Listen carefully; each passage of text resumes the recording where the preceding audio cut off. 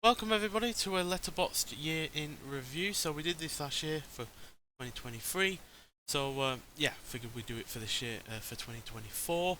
So it was a monumental year for film. I feel like it's been one of the best years of film that I've had the chance to experience as a proper film goer. And yeah, 2024 was a peak in terms of the amount of films that I watched, not just from the respective year, but also from in terms of films overall. So yeah, we'll get into the raw stats. So yeah, 811 diary entries, 773 reviews, 7 lists, 911 likes, 69 comments, and 1,350.3 hours of film watched. It's obviously a lot. So we'll go into my main lists. So I always make lists for a certain aspect. So for starters, I categorize. I list every film that I watch in a given year. You can see by the title here. So we'll just do a quick decade breakdown. So the 1920s, I actually got 4 films in, nowhere near as much as previous years. I think in previous years when it came to like watching all the Buster Keaton films and such, I watched a lot more than that. And then for the 1930s, watched 23 films. Again, not the highest that I've watched. Several of these are rewatches as well, like Raven, and a lot of the Universal horror films as well, like Dracula, Frankenstein, and The Mummy. But there were some new watches that I hadn't seen for the first time, like Freaks, which was great, Dr. Jekyll and Mr. Hyde, It Happened One Night, Fury, Angels with Dirty Faces, When Tomorrow, and The Roaring Twenties, which were all really, really rather good. Then we got into the 1940s. Again, as you can see, it does increase upon decade. So 48 from the 1940s. Again, a really rather good decade.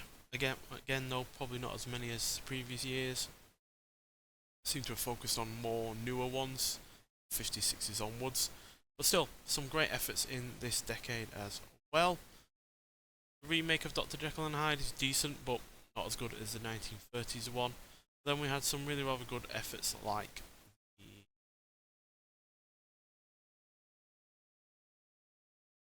Gilda was pretty good to see that at the cinema. It's obviously a rewatch, but I got to see it at the cinema, which was awesome. Then we have the likes of Leave Her to Heaven, a bunch of the Whistler films as well, which were reviewed. Got to see The Third Man at the cinema as well, which was amazing. In terms of first time watches, I don't think there was that many that I rated half or more. I think the 40s was quite dry in that regard. It's only really Leave Her to Heaven first time watch that I gave that rating. So yeah, again, not as strong as previous years in that decade. Then we have the 1950s, only marginally goes up to 53, but again, this is a much better decade this year that in terms of new watches. We had the likes of Summertime,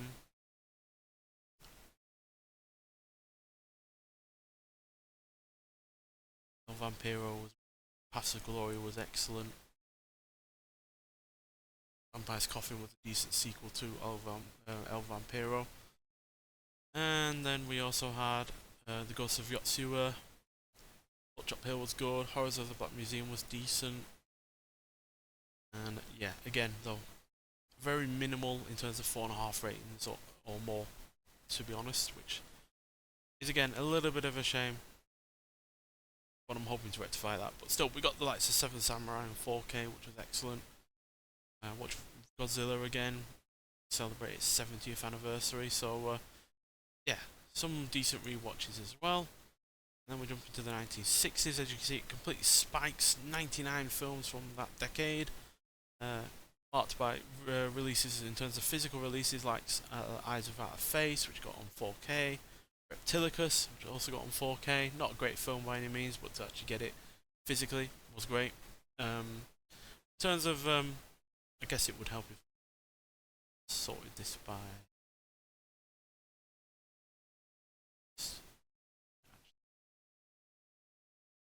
Yeah, so rewatches like Once Upon a Time in the West, The Italian Job were great, but first time watches like The Intruder, Symphony for a Massacre, The Pawnbroker, Midnight I'll Take Your Soul as part of the Coffin Joe box set from our video was good.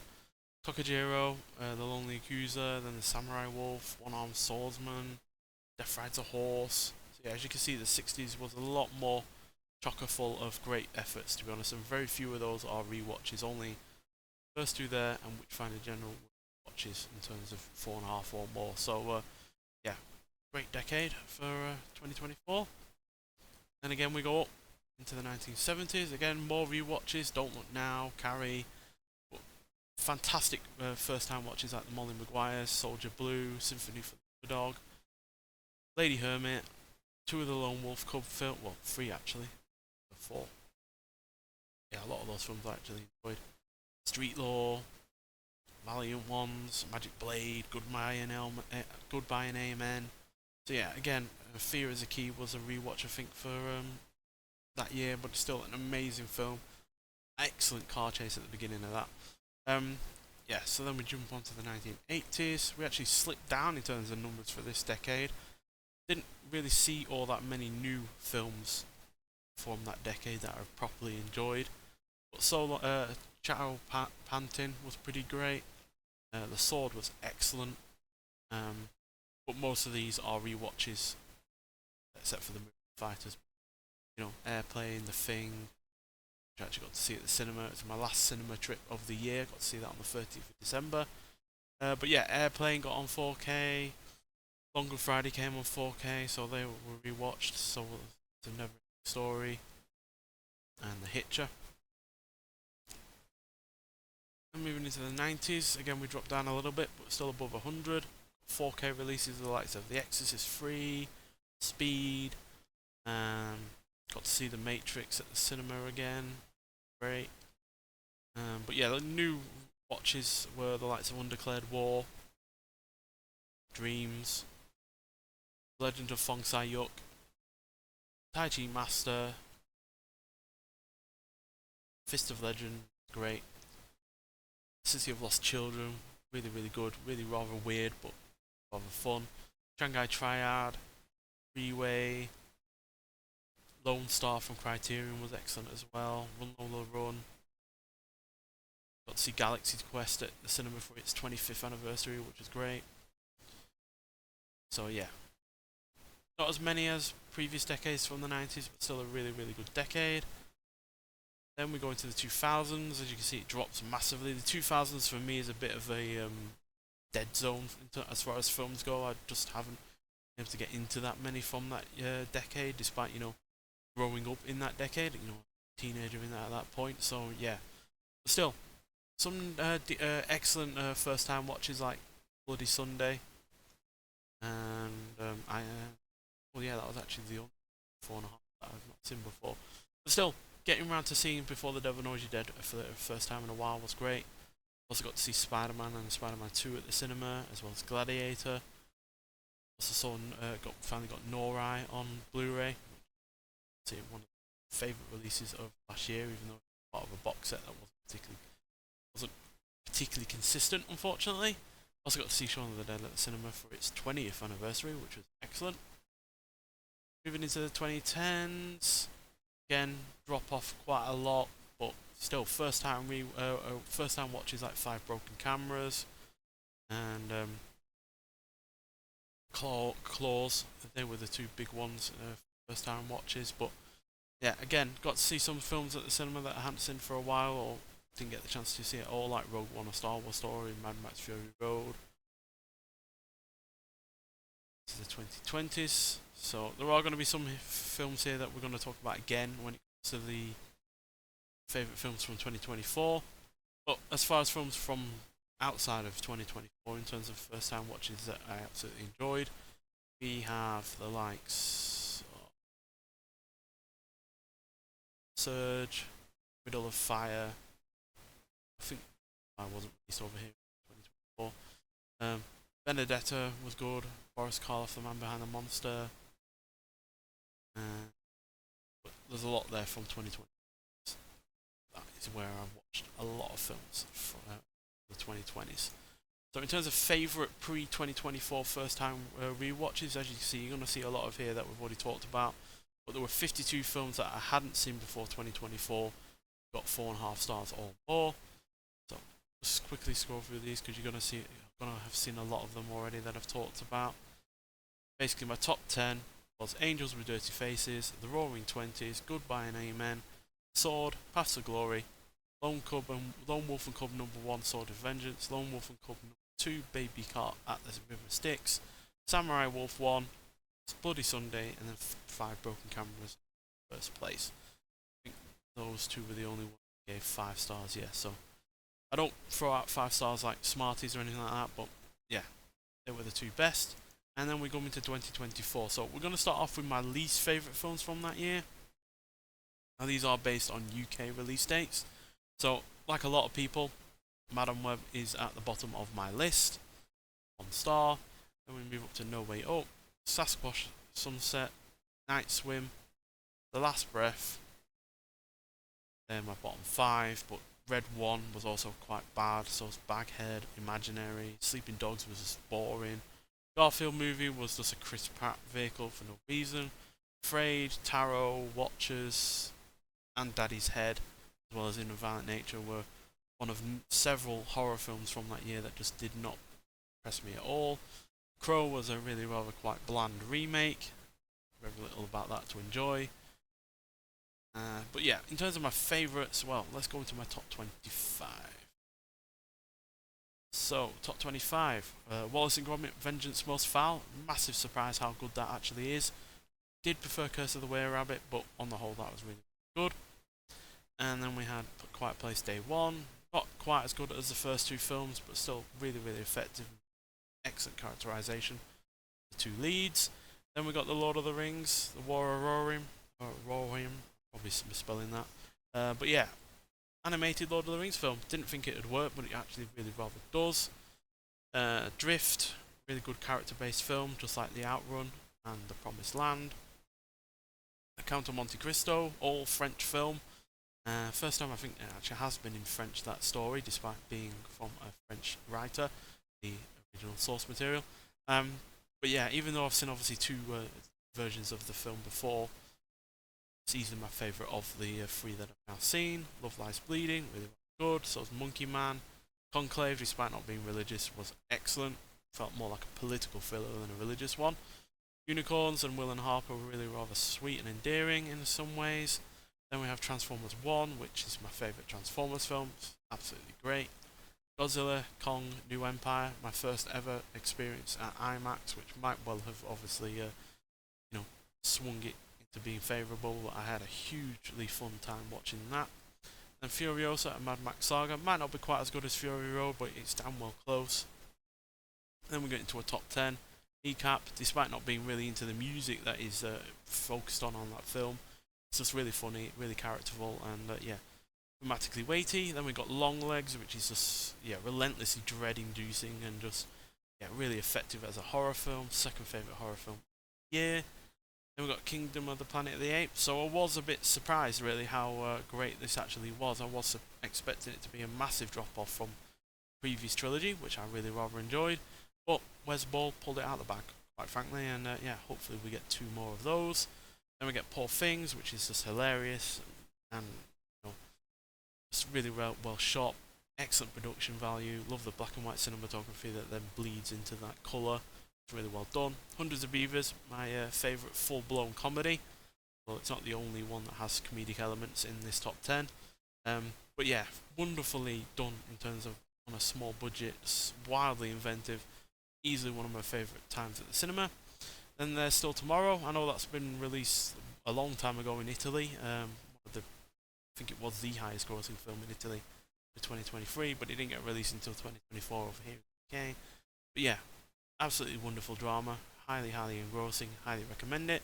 Then we've got The Holdovers, a good mix of drama and comedy. Saved it right up until the end of the year because it was a Christmas film. It unfortunately wasn't released until mid-January in 2024 here, so left it until December. Then The Wild Robot, comfortably my favourite animated film of the year. Absolutely wonderful, emotionally resonant, excellent score, wonderfully animated as well, and great voice cast and just funny as well, all in one. Then we've got The Substance, which has the maddest ending of the year, quite frankly, and yeah, really, really effective practical effects, and yeah, Demi Moore is absolutely sensational. Finally, Dune Part 2. I think, in all honesty, I actually preferred this to the first one. Obviously, it does help that it's got a bit of a more of a satisfying ending, whereas the first one obviously left it a little bit open-ended. But still, absolutely excellent. Denis Villeneuve, hope I'm saying that right. Um, absolutely again knocked it out of the park. He's not really put a foot wrong ever since, I think, Enemy or Prisoners. I'm sure which one I saw first. So yeah, that's my top films of the year. Let's look into the raw stats. So yeah, it obviously helps that you can put your lists on your stats for any given year. So that's the top 20 again for 2024. That's every film, every week I watch films. So as you can see, fairly consistent. So, yeah, I think there was only 1 week that I dropped below 10 on proper week, but then obviously December 30th and 31st is considered another week on its own. So yeah, but that's not why it's only 6 films. But the most I watched in any week was October 28th to November 3rd, and that's because it was Halloween, and therefore I watched a ton of horror films in that time. So that's why. Average 67.6 films a month, which is obviously a lot, and that's 15 and a half a week.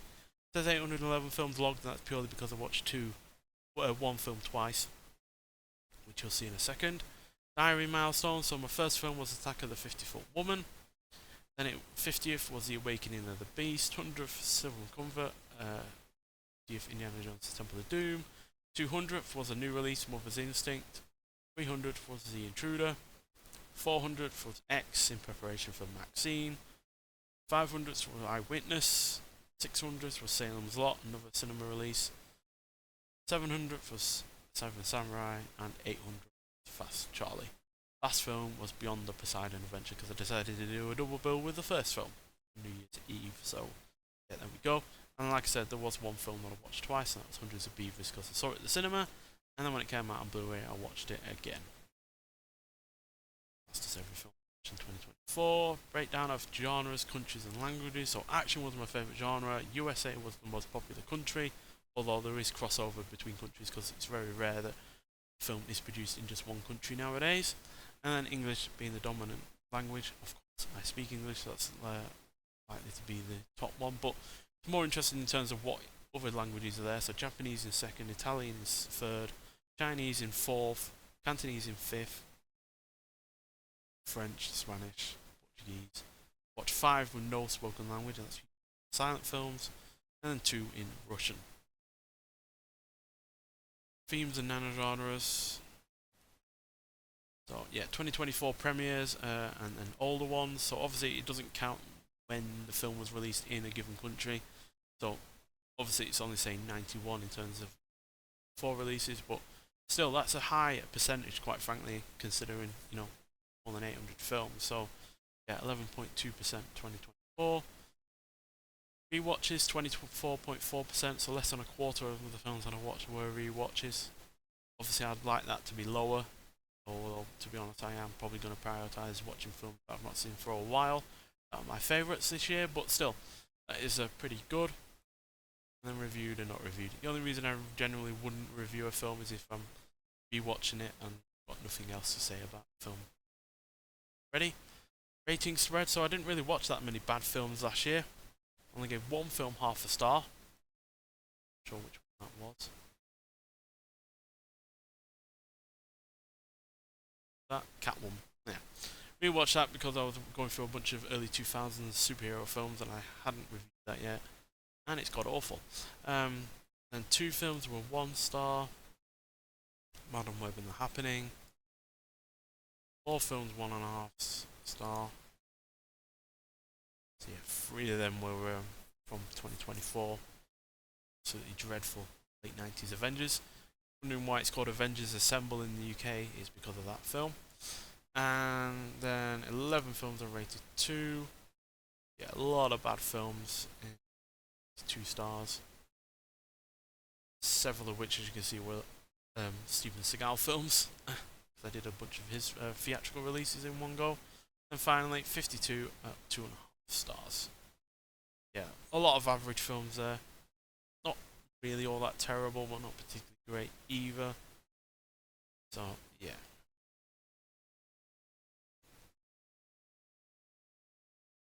particularly good.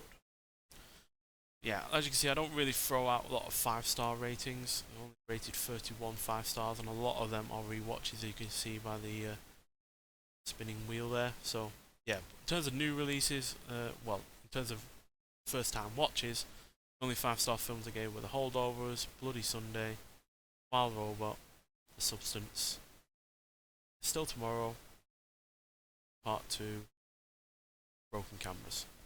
So yeah, not many there.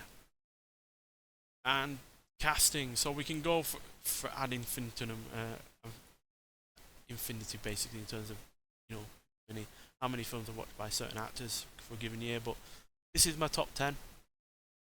So yeah, Tomonosuke Wakayama, basically because of all of those Japanese films that I watched, including the Lone Wolf films.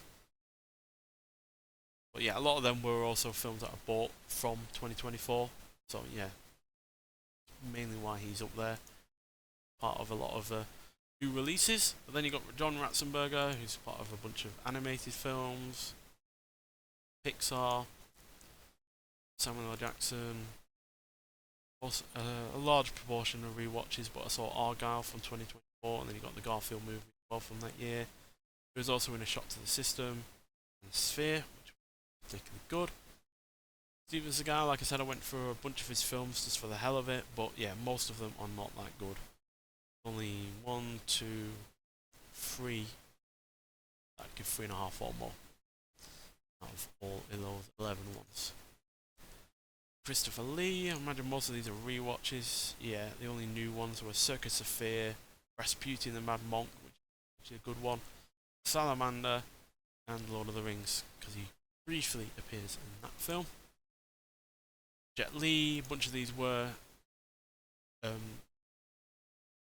watches because I bought them on Blu-ray, so Kung Fu Master, Black Mass, Fist of Legend, Bodyguard from Beijing, Tai Chi Master, and 2 Legend films.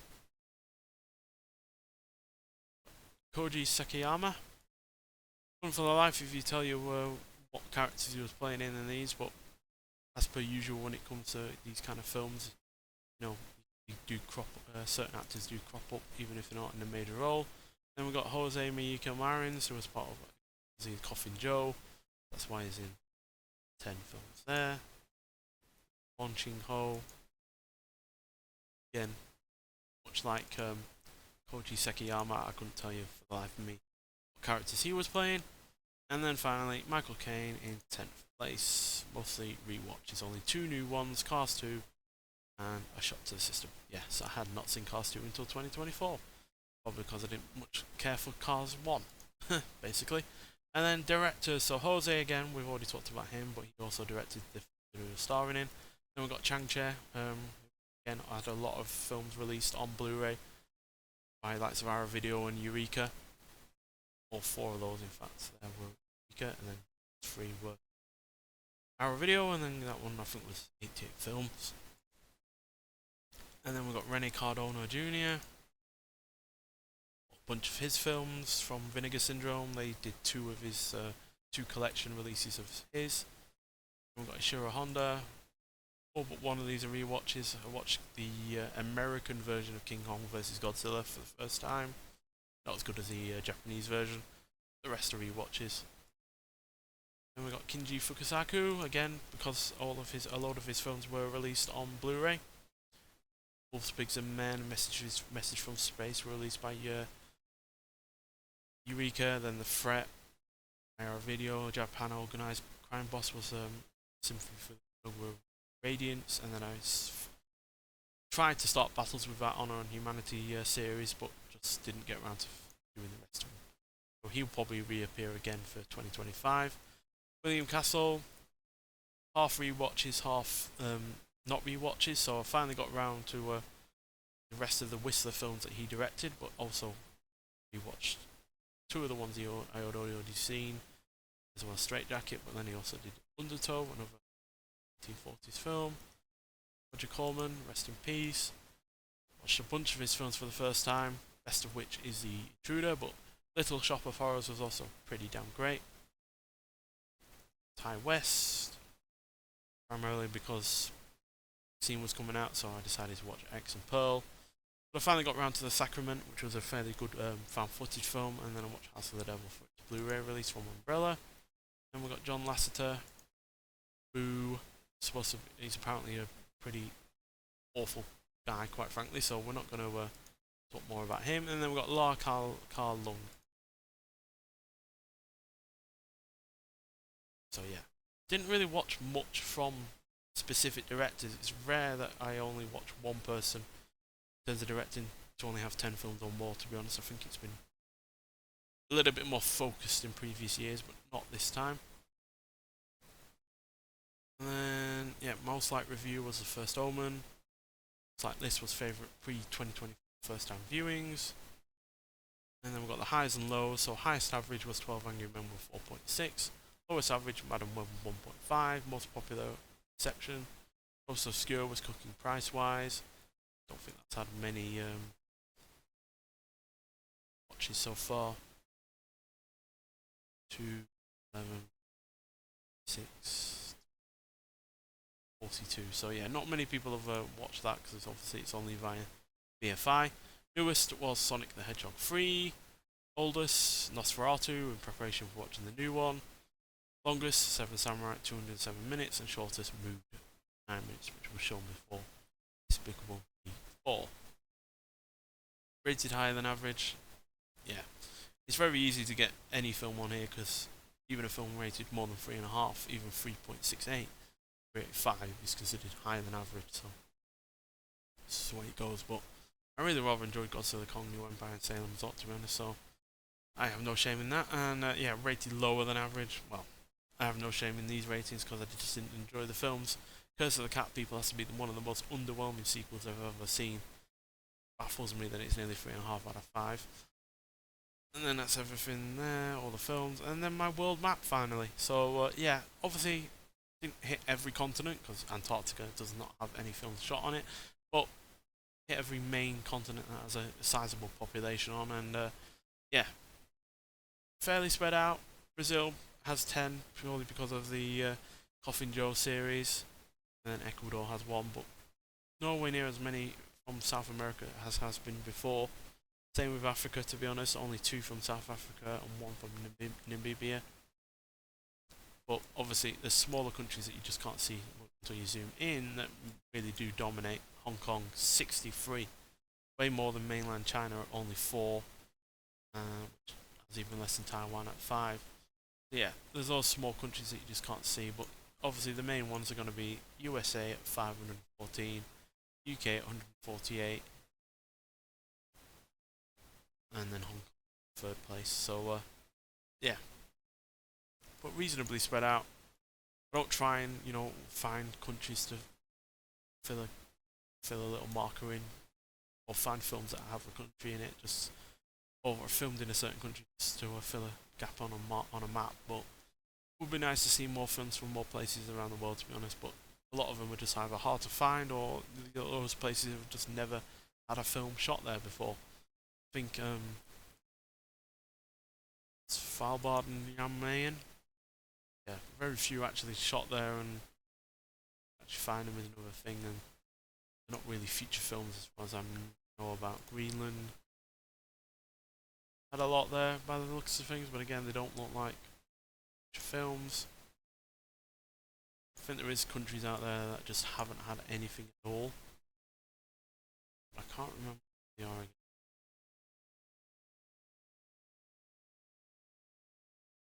Not the Faroe Islands.